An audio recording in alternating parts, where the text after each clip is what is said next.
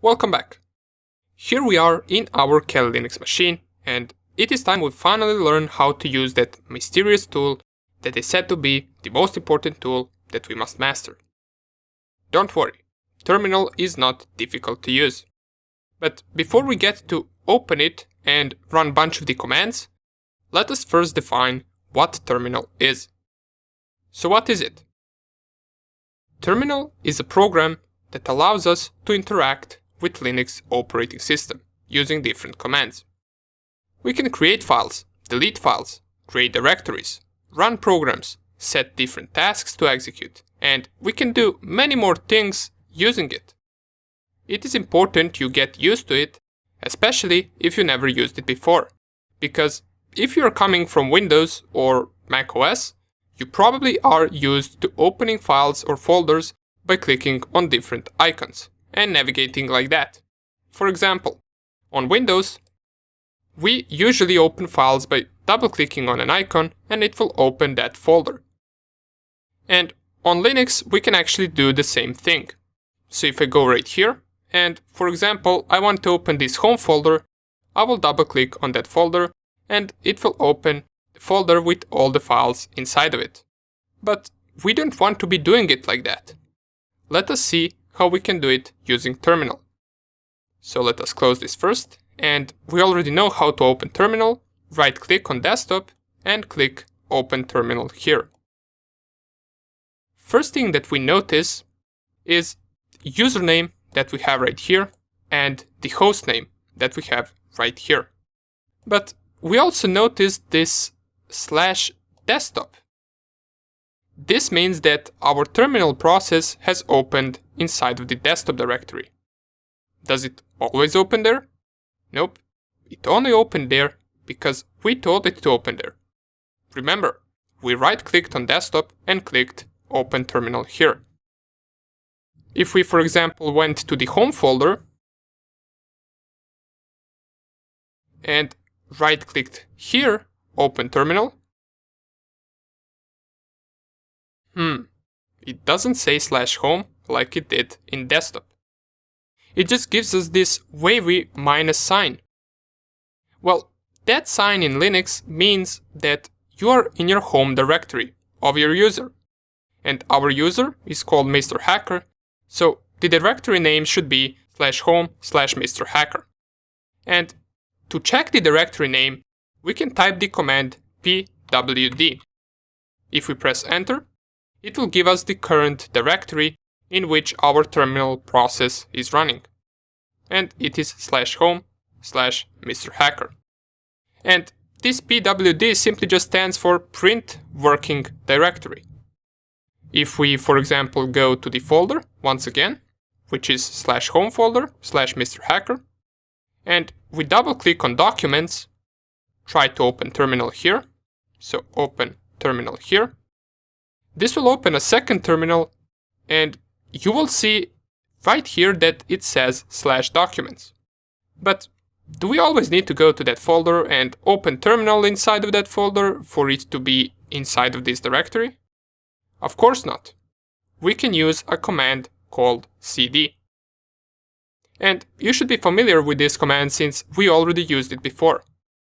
Let us test it out. Let's go to the documents directory from our home directory. So I will just close this second terminal, and right here we are inside of our home directory, or /home/Mr. Hacker. We know that inside of this directory there is a documents directory, since we managed to open it right here. And to navigate to this directory using terminal, we can use the command cd and then the name of the directory, which is documents. We press enter, and here it is. We are in /documents directory. If we type pwd here, it will tell us the current working directory is /home/Mr. Hacker/documents.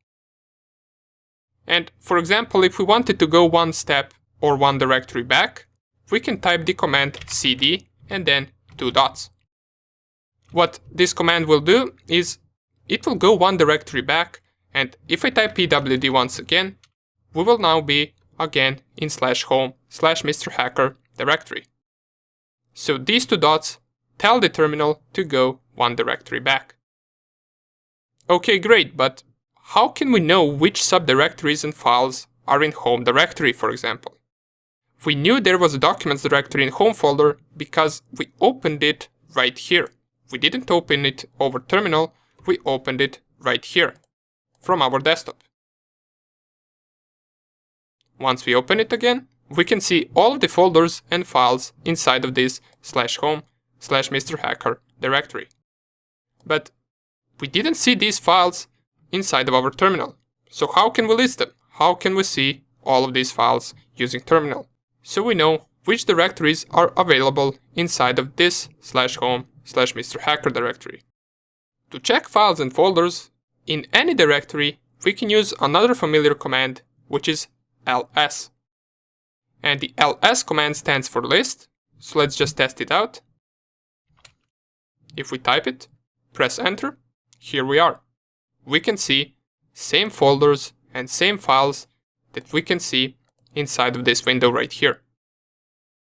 So what we did for now is we used terminal instead of clicking on bunch of files, bunch of icons.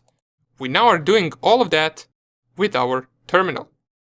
Now that we know which folders are in this directory, we can choose which folder we want to go to and use cd command to go there. But let us go one directory back from the /home/mrhacker. To do that, we already know we can type cd and then two dots.